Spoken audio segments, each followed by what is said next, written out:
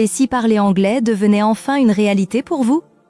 Aujourd'hui, l'anglais est la clé qui ouvre les portes des meilleurs emplois, des promotions, des études à l'étranger et des opportunités internationales.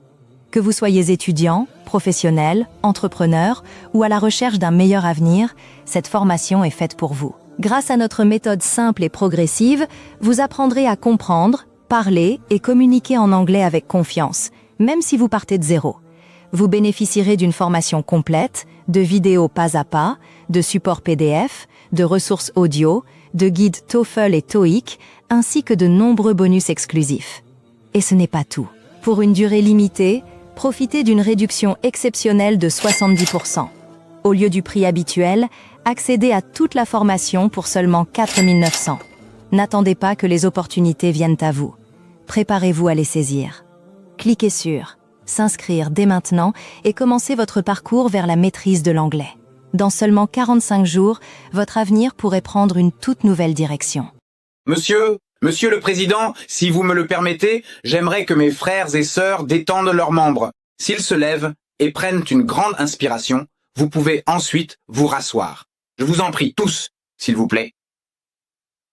Prenez une ou deux grandes inspirations, détendez vos membres et vous pouvez vous relaxer.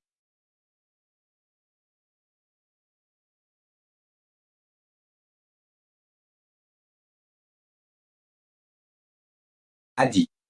Excusez-moi, Monsieur le Président, Mesdames et Messieurs, les deux intervenants précédents, vous savez, ont abordé ce thème de la rencontre entre l'Orient et l'Occident, la rencontre de l'Est et de l'Ouest. C'est en quelque sorte un symposium que nous avons eu, et dans ce symposium, le sujet du droit semble être très technique et très sec. Et pour construire des ponts entre l'Orient et l'Occident, j'ai dit, eh bien, très probablement dans l'esprit des organisateurs, ils m'ont considéré comme un homme de l'Orient.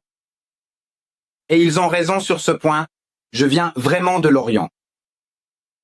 Je suis un homme qui est né en Inde il y a environ 60 ans. Donc je suis vraiment un homme de l'Orient.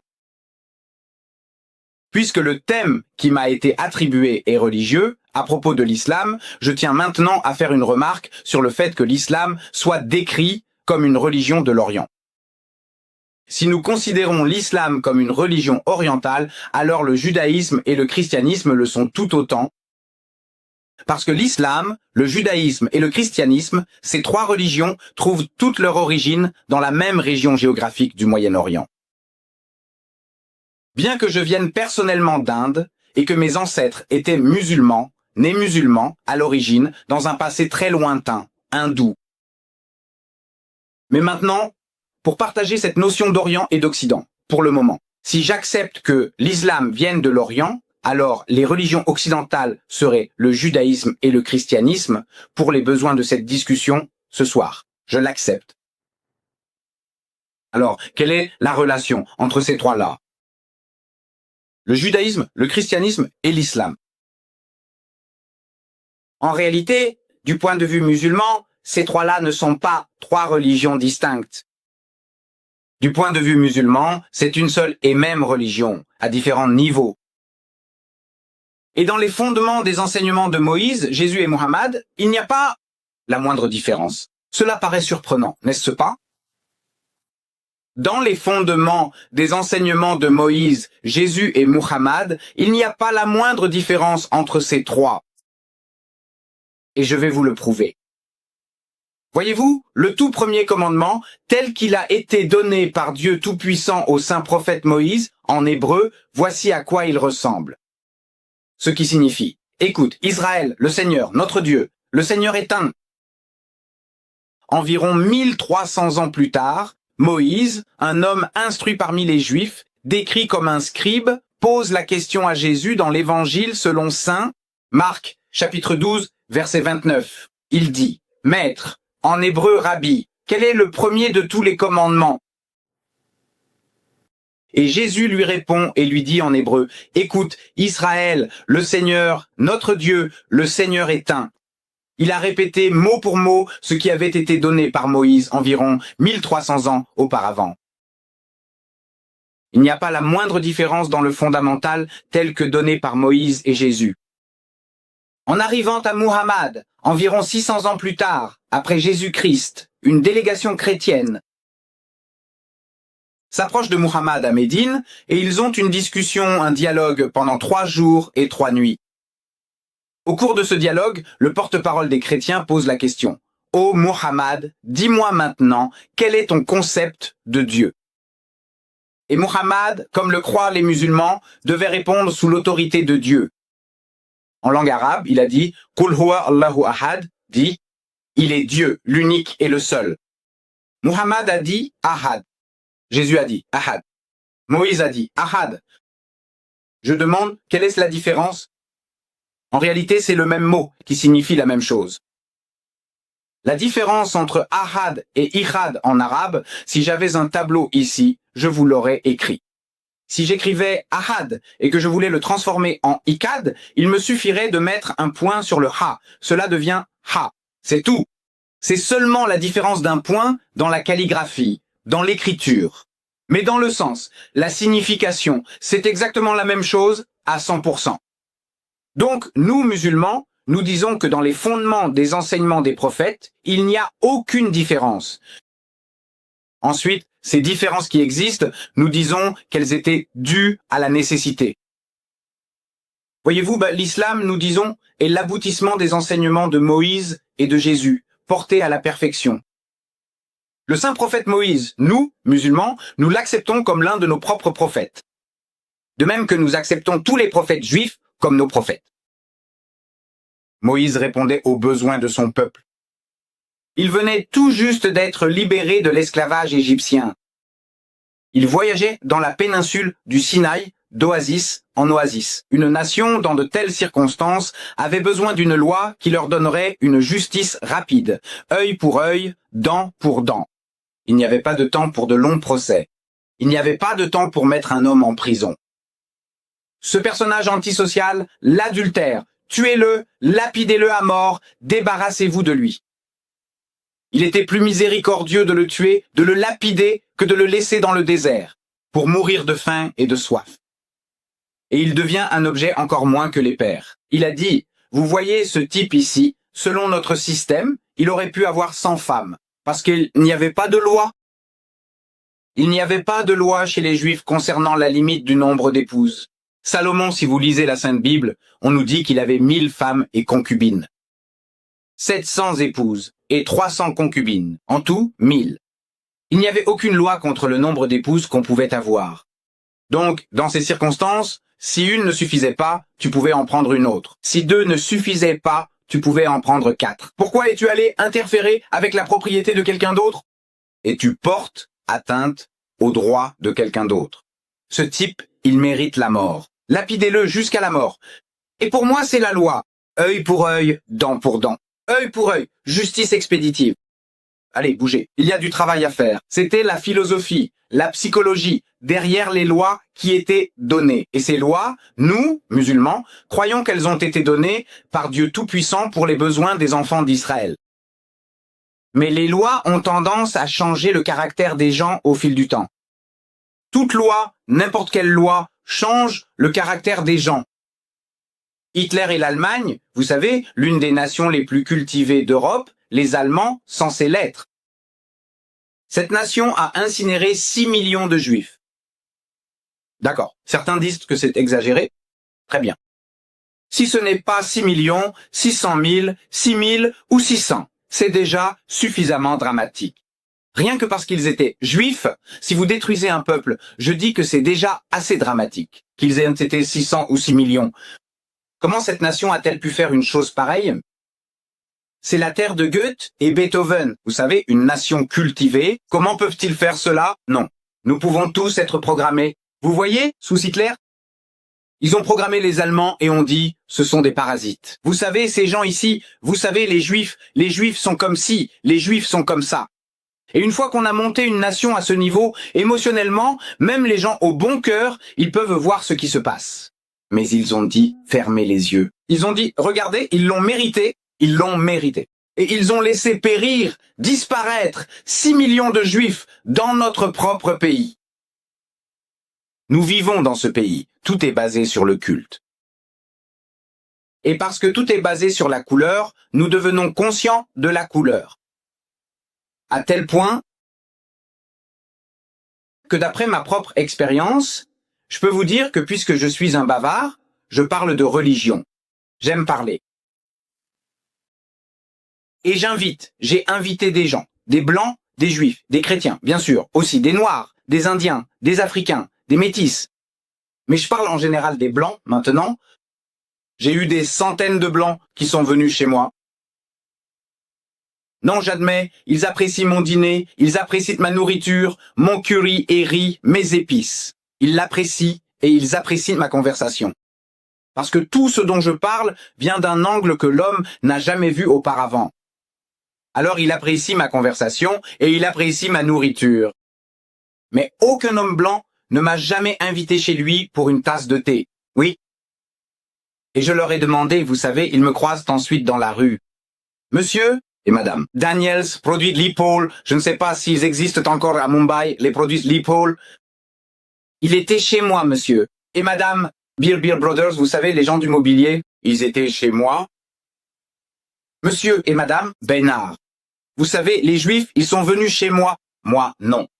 Mais j'ai dit, personne ne m'invite jamais chez lui pour une tasse de thé. Quand je les croise dans la rue, oh, ils me rencontrent et disent, alors, comment va madame? Je dis, elle va très bien. Elle va très bien. Je dis, transmettez-lui mes salutations, ce que je fais. Mais personne ne viendra prendre une tasse de thé. Alors je leur ai demandé, je sais que c'est une grande blague, vous voyez? Je leur ai demandé, j'ai dit, vous les gens, vous ne savez pas comment rendre l'appareil? Vous ne rendez pas l'appareil entre vous? Bien sûr que si. Alors, comment se fait-il que vous ne soyez pas d'accord avec moi? J'ai dit, je vais vous dire pourquoi. Vous voyez, au fond de votre esprit, au fond de votre subconscient, vous pensez en termes de CADA, que si ce type débarque chez moi, dans ma maison chic à Durban North, ou quelque part à Westwood, vous savez, avec son couvre-chef bizarre et sa barbe. Vous savez, cherchant votre 10 Downing Street à vous. Et je vois des gens qui arrosent le jardin et quelqu'un d'autre qui fait autre chose. J'arrive, je vois le numéro et je frappe. Madame Smith ouvre, tout sourire. Oh monsieur, Dita, venez, entrez, entrez. J'y entre. 5, puis 30 minutes passent et les rumeurs circulent. Il dit, que fait cette Madame Smith? Et j'ai dit, ce coulis est resté à l'intérieur si longtemps. Que se passe-t-il? Vous savez, est-ce qu'elle tient un bar clandestin ou quoi? Vous savez, c'est subconscient. Et si j'étais là, et si son beau-frère arrive, monsieur, le beau-frère de Smith arrive, il devra s'excuser de ma présence. Vous savez ce qu'il va faire? Il dira, voici monsieur, dit Day. Vous savez, nous sommes allés chez lui et sa famille. Vous savez, ils nous ont si bien accueillis. Nous avons eu un repas tellement délicieux. Tout ça. Il faut vraiment expliquer pourquoi je suis là si c'était un autre M. Brown. Il dira, voici monsieur Brown. Voici monsieur Brown. Bonjour. Il faut expliquer. Comment se fait-il que tout cela arrive précisément quand vous êtes là? Donc il faut expliquer. Donc, c'est dans un coin de la tête inconsciemment, cette peur est là. Personne ne m'invite à prendre le thé, je sais que quelqu'un pourrait en rire. J'espère que vous ne le ferez pas, parce que je veux continuer à dire que personne ne l'a fait. Alors nous disons maintenant que c'est vous. Les lois changent le caractère des gens. Donc au moment où Jésus arrive sur la scène, les Juifs avaient une loi, œil pour œil, dent pour dent. Ainsi, les Juifs ont oublié le pardon. Vous voyez, j'essayais de chasser les oiseaux. Supposons que j'étais là à l'époque de Jésus. J'essayais de chasser les oiseaux avec une fronde à l'ancienne, celle que David utilisait, vous savez, avec une pierre. Et cette pierre a endommagé votre œil. Alors vous allez voir le juge, vous dites, regardez, cet homme ici a endommagé mon œil, endommagé le sien. J'ai dit, écoutez, c'était un accident. Mon frère, je ne l'ai pas fait exprès. J'essayais de chasser les oiseaux du champ. Je lui ai dit, écoute, pardonne-moi. Il a dit, non, la loi dit œil pour œil et dent pour dent. J'ai dit, écoute, je vais te dédommager. Je vais te donner une génisse. Je vais te donner une chèvre. Pardonne-moi. Il a dit, non, la loi dit œil pour œil et dent pour dent. Tu vois, il s'en tient à la lettre de la loi. Il a oublié l'esprit. Alors Jésus-Christ, un autre médecin spirituel parmi les Juifs, il répond à leurs besoins, à leurs maladies. Cet homme a oublié le pardon. Alors maintenant, il a dit, tu dois pardonner et pardonner. Combien de fois, Seigneur? Il a dit 70 fois 7. C'est dans la Bible, dans le Nouveau Testament. 70 fois 7. Calcul 490. 490. Vas-tu les prendre au pied de la lettre? Tu vas commencer à compter, tu dis, regarde, ça fait 10 fois. Maintenant, tu dois le faire 99 fois. Maintenant, tu dois le faire 200 fois.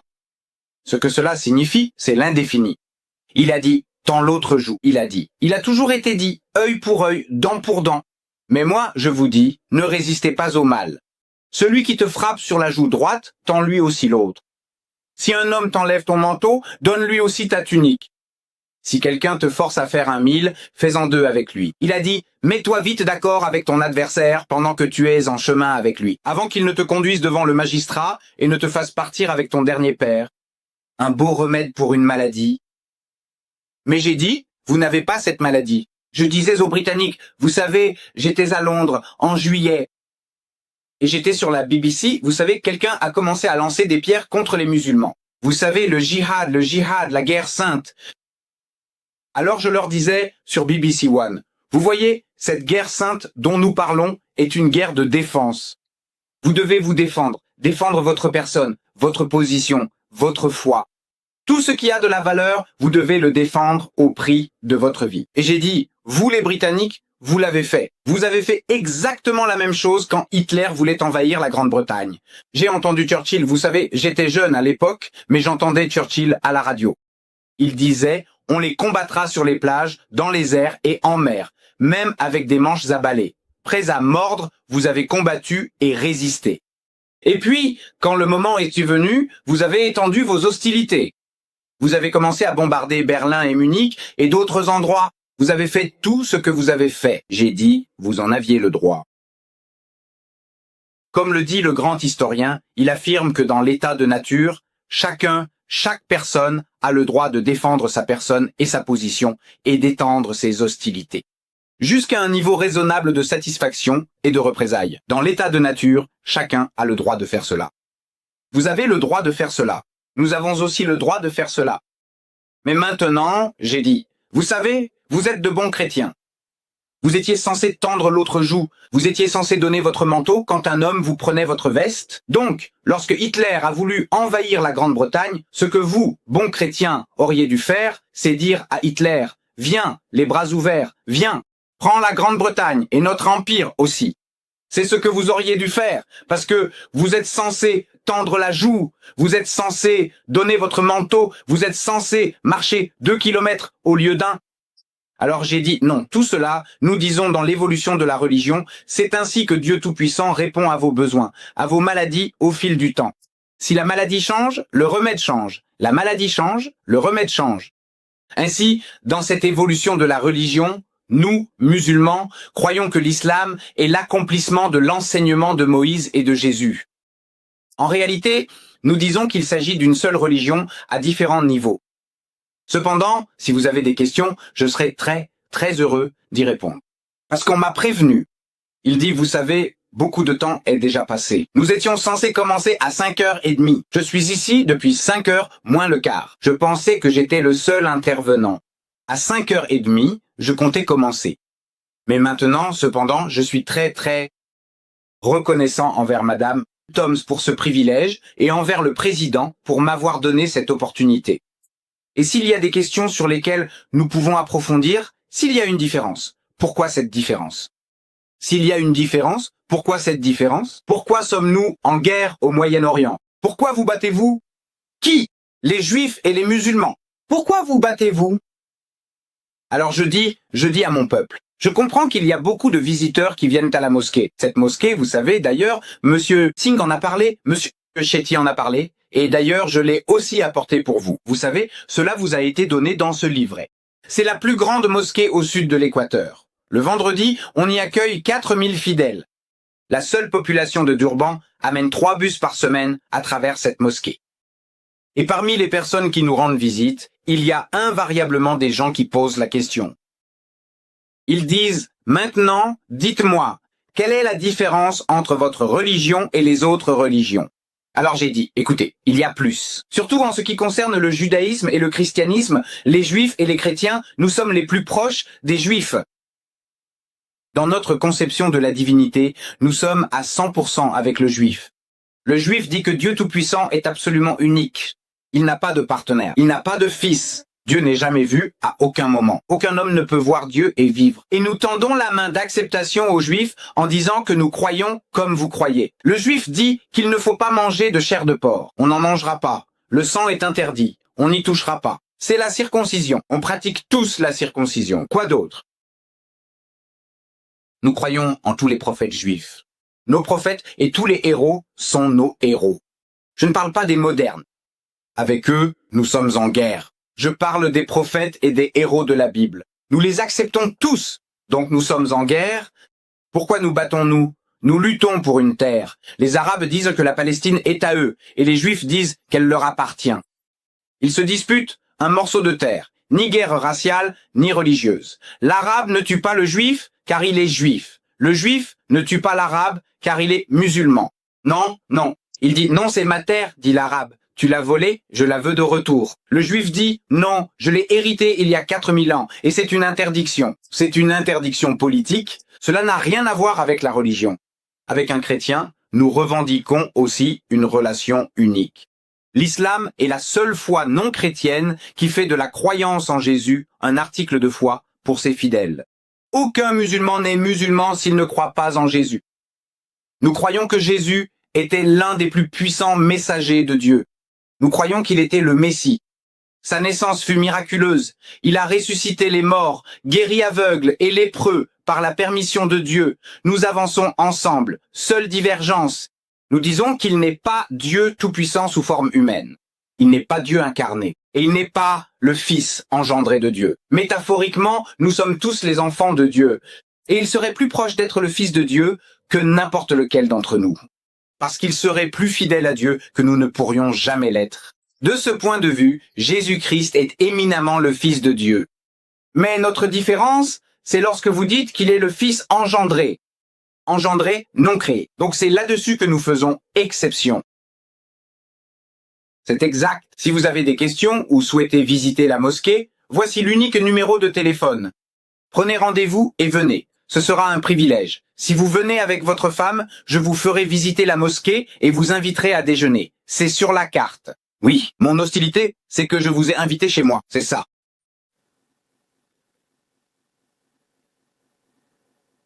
Oui. Mon hostilité, c'est que je vous ai invité chez moi. C'est ça. Pour participer à ce qui a commencé à se passer. Pour participer à... Juste avant, Même. c'est comme vous voulez. Non, je ne rirai pas. Vous voyez, vous aviez un motif. Oh mon Dieu. Quelle réponse merveilleuse. Quelle réponse merveilleuse. Je cède. Je tiens à vous remercier sincèrement. Zida, merci infiniment pour cet entretien que j'ai trouvé absolument passionnant et captivant. Non seulement sur la religion de l'islam, mais aussi sur la complexité de l'humanité et sur la nature profonde de l'homme. C'était vraiment très intéressant et je suis sûr que chacun d'entre nous a adoré. Vous voulez apprendre l'arabe et lire le Coran correctement, mais vous ne savez pas par où commencer? Même si vous partez de zéro et que vous vous sentez perdu face aux règles, la méthode complète, apprendre l'arabe et lire le Coran, est faite pour vous. C'est une formation claire et progressive, structurée en 10 modules, qui vous guide pas à pas pour maîtriser les bases essentielles, la conjugaison, le vocabulaire, et surtout lire le Coran avec fluidité et confiance grâce aux règles du tajwid. Vous profitez de plus de 100 vidéos pédagogiques, de PDF simplifiés et d'exercices progressifs pour avancer sans confusion. En bonus exclusif, recevez 40 livres islamiques et le logiciel Hafiz Quran pour faciliter votre mémorisation. Et le meilleur? Tout cela est accessible pour seulement 9,99 €, soit moins de 7 000 francs CFA. Profitez de cette offre spéciale à moins 60% avec un paiement unique, un accès à vie et toutes les mises à jour incluses. Ne remettez pas à demain votre relation avec le Coran. Cliquez maintenant sur le bouton Acheter et commencez votre transformation dès aujourd'hui.